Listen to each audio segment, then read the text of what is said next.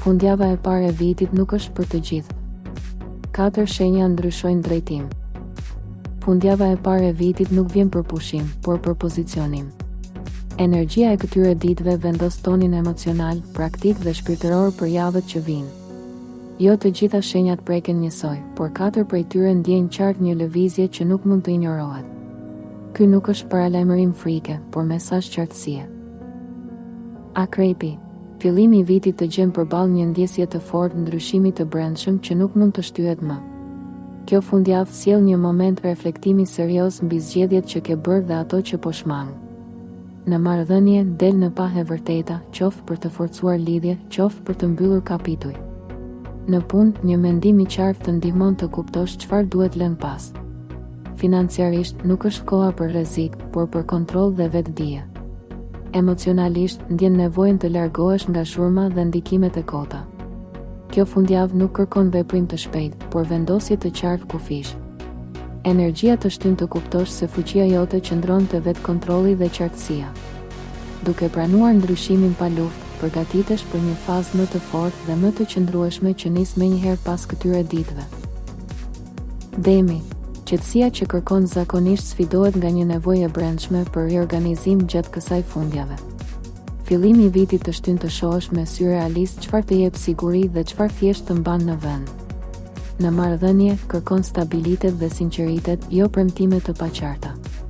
Në punë, mendon për hapa afatgjatë dhe jo për rezultate të shpejta. Financiarisht, kjo është periudhë ideale për rregullim dhe planifikim. Emocionalisht, ndihesh më i fortë kur ndjek ritmin tënd dhe nuk lejon presion të jashtëm.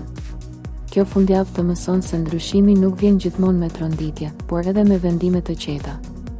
Duke zgjedhur durimin dhe besnikërinë ndaj vlerave të tua, krijon një bazë të qëndrueshme për javët që vijnë. Energjia e këtyre ditëve të ndihmon të ndërtosh siguri reale, jo iluzione. Ujori. Mendja jote është e mbushur me ide dhe plane, por kjo fundjavë të kërkon t'i filtruar me kujdes. Fillimi i vitit sjell një nevojë për qartësi dhe drejtim konkret. Në marrëdhënie, komunikimi i hapur është çelësi për të shmangur keqkuptime. Në punë, një ide mund të kthehet në diçka të vlefshme nëse i jep strukturë. Financiarisht, shmang vendime impulsive dhe fokusoj organizimin. Emocionalisht, kërkon hapësirë dhe pavarësi, por edhe lidhje të sinqerta. Kjo fundjavë të kujton se liria e vërtet vjen nga vetdia, jo nga rebelimi. Duke vendosur kufi të qartë dhe duke mos shpërndar energjinë, përgatitesh për një fillim më të pastër. Energjia e këtyre ditëve ndihmon të rregullosh prioritetet dhe të hysh në vit me më shumë qartësi mendore dhe qëllim të qartë. Luani.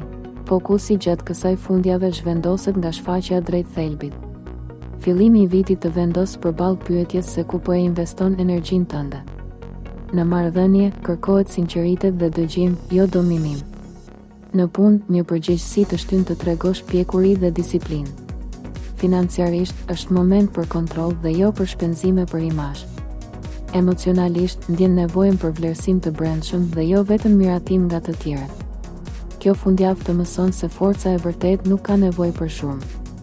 Duke pranuar rolin tënd pa presion, krijon hapësirë për rritje reale. Energjia e këtyre ditëve të ndihmon të rivendosësh balancën mes ambicies dhe qetësisë.